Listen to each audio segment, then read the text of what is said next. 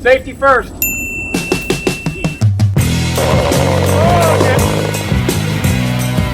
Oh no! No! Oh no! Oh no! Oh Jesus!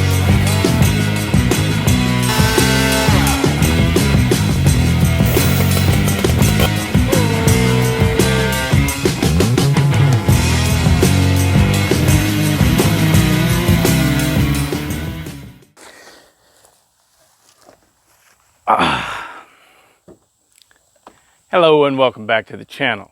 It is a absolutely stunning evening.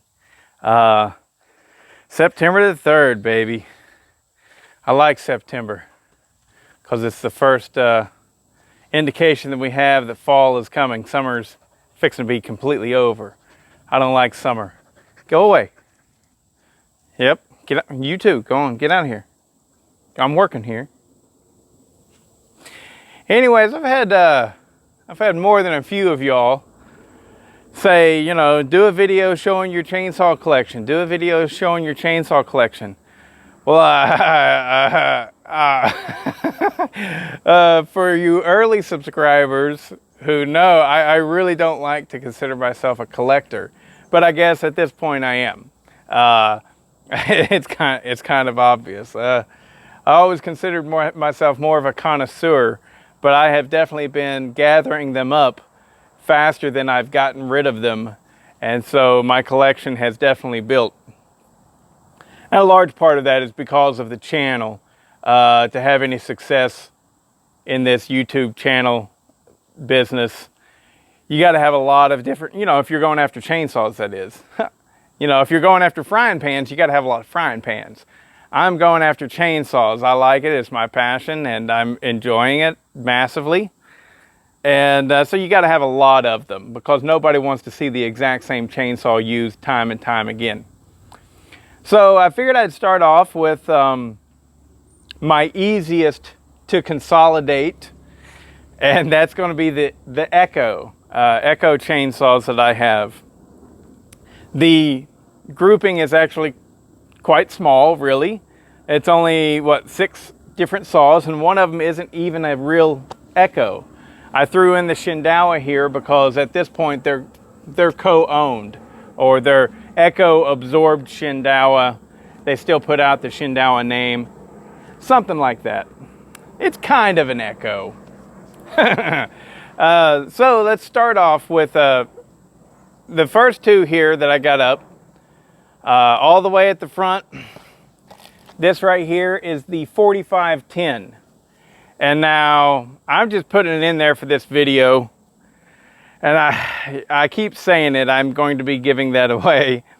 And I need to just go ahead and do that. Whoever it was, I can't remember. I'm so sorry, I'm so bad. You had a cousin in a wheelchair. His wife has to be the one cutting up the firewood. Go ahead and get a hold of me and we'll go ahead and get that saw sent off. Because if I hold on to it for the right moment, the right moment's never going to come. I need to just go ahead and send it. The channel's growing. I'll just absorb that cost and there we go. It's a good chainsaw. So about the saw, I purchased that saw thinking that it was this saw. My mistake. They look extremely similar. I mean, extremely. But the 4510 is nothing more than a homeowner saw.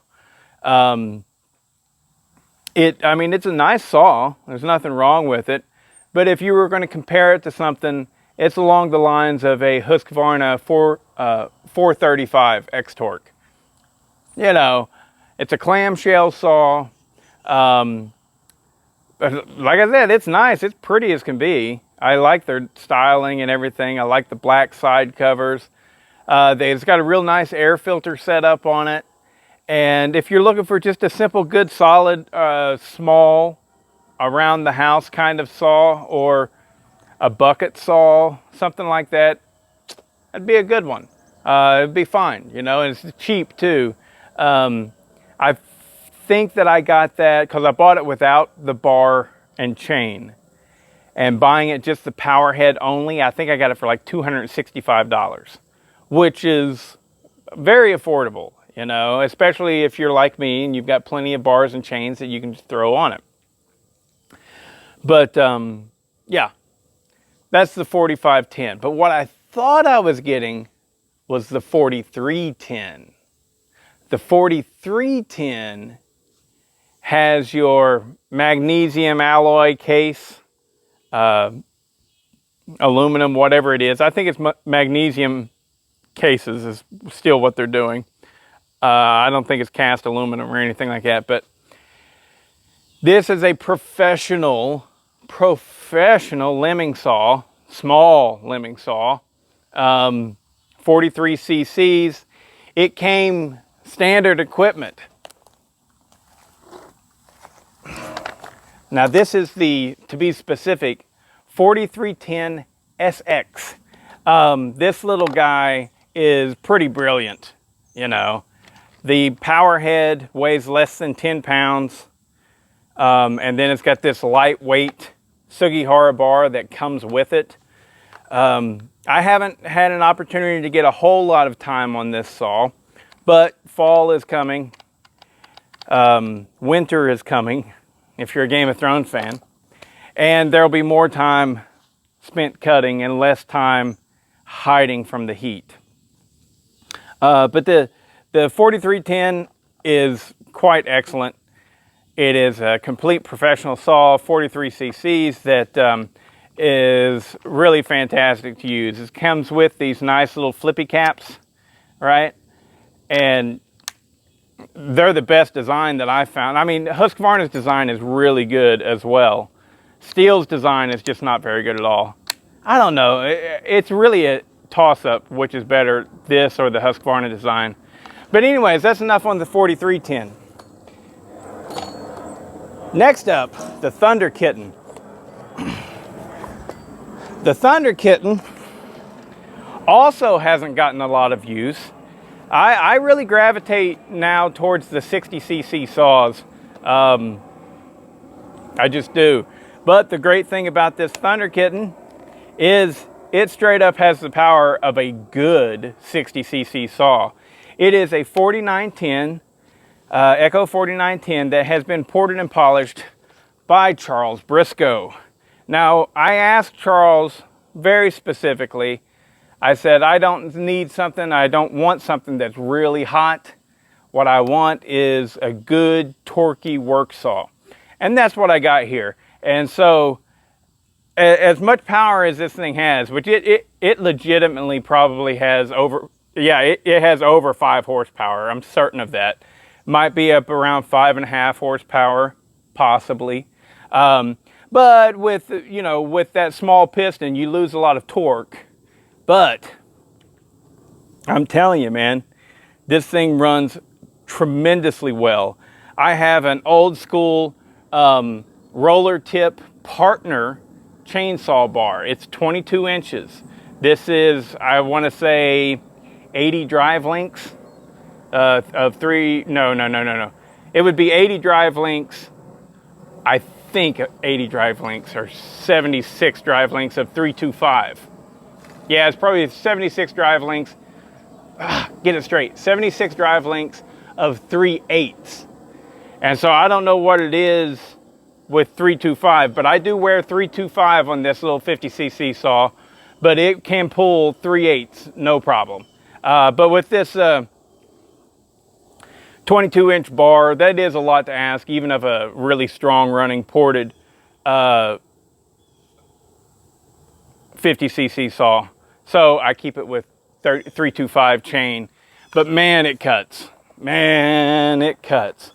I actually have the exact same model of bar on this. This is my 590, which I call the Dire Wolf. All right. The Dire Wolf is also running a 22 inch bar, and it's just stellar. I mean, all it is a 590 Timberwolf that's got a muffler mod, and I blocked the governing high jet inside the carburetor. And that's it. This saw is, it on any level, it's a good saw. Okay, but whenever you look at it and go, I bought this saw for $225. That's all I have in this saw. I didn't have to buy anything else. I mean, I've got this bar and chain on it, but I already had that. I bought it regardless of this saw. This saw came with a 24-inch bar, and I got stickers made up for it and everything, so I guess I got that in it. But for $225 to have a saw that runs this good, because I swear, yeah, I legitimately, at this point, you could throw a 28-inch bar on this if you had to and run it, and it would do it. It would do it. It's not ideal. It's not ideal, but dang, this is a great saw. Just phenomenal, right? And over and over again, I have told so many people, I've done multiple videos about it.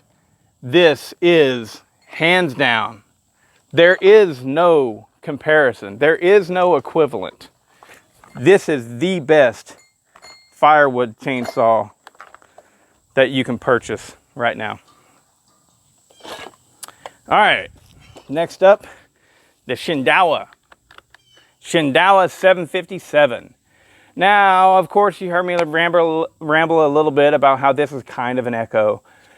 This is completely a Shindaiwa design and produced saw from Japan, and it has nothing to do with Echo at the time that they were actually created. This was 100% wholly a Shindaiwa effort. And so I just got this thing built, but now I think it was like in 2008 or something like that, 2014, I don't know. But Echo, in some fashion, there's a father company above them all. Let's see if it says it on here. I don't see it right offhand. Whatever. I think Echo owns them now. People have put it in the comments, but I don't care enough, and so I can't remember it. You understand what I'm saying? So, but this is a 73.5 cc saw. This has the exact same bore and stroke as the Echo 7310, the new 7310 that's pretty recently released to the market, and people are loving. I ported and polished this. I case trenched it, and I did. If you want to see the port job, it's on YouTube. It's on my channel. Just look for it. But I still left room. I'm going to go back into this saw and do some more port work to it. I was uncertain about how good it was going to run, but I got the I got the intake floor at 85 degrees, I believe it is, which is way up there. Way up there. And I am experiencing virtually zero spitback. Zero. I checked the oil, the air filter and everything. This thing flies. And it makes a ton of torque. A ton of torque. And so I built this specifically for the 74 cc and under class at Sawfest. So I will be running this at Sawfest for that class. So there's the Shindaiwa. And then, come on, get in.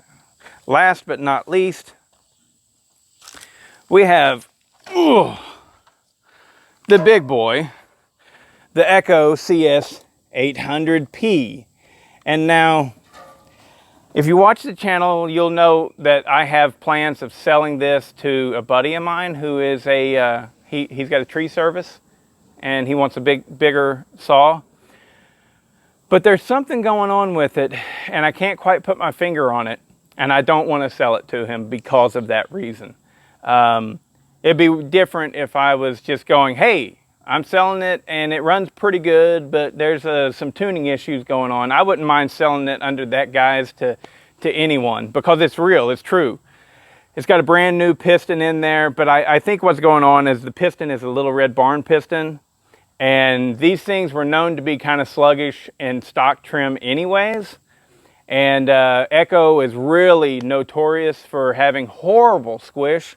Like this Shindaiwa had 74,000 squish. That's terrible. That is ridiculous. It's absurd. And the 7310s are the same way. All of them the same way. They run 60 plus thousandths of an inch on the squish. And so this one is probably no different. Stock, it was probably around 75 thousandths squish. And then with the Little Red Barn piston on top of it, it probably just made it even worse. And so this thing's probably got massively low compression, which is causing it to be even more of a turd than it was stock. So the plan for this, for now, for the time being, is that it's going to sit. And then whenever something happens and I have an opportunity and I want to get in on this, break into it, port it up, put new crank seals and stuff, because it's in great shape. It is worth being taken care of. And so more to come on this in the future. But as of right now, and I don't see it changing anytime soon, this is my Echo collection. Aside from, of course, that 4510 has to go, and eventually this will go. But that 4310, keeping it. Oh yeah, keeping it. The Briscoe Ported Thunder Kitten, 4910, keeping it. Oh yeah, keeping it. The Dire Wolf, oh yeah, keeping it. I got porting and polishing plans on this one, right? The Shindaiwa, oh, from my cold dead hands, that thing ain't going nowhere. That thing is awesome. All right, so there you have it.